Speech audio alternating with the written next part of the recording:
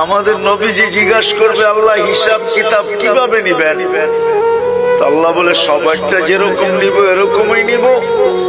আমাদের নবীজি বলবে যদি সবার সামনে আমার উম্মতের হিসাব কিতাব নেন তাইলে তো আমি তো লজ্জিত হয়ে যাব, কেননা আমার উম্মত তো দুনিয়াতে গুনাহ করছে, আমি তো লজ্জায় পড়ে যাব। আল্লাহ জিজ্ঞাসা করবে তাইলে কিভাবে নিব? তো নবীজি বলবেন যে আমাকে নিতে দেন, আমি আলাদা ভাবে নেই।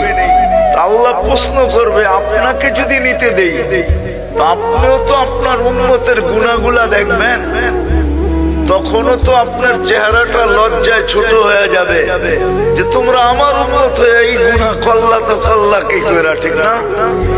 সত্য তো?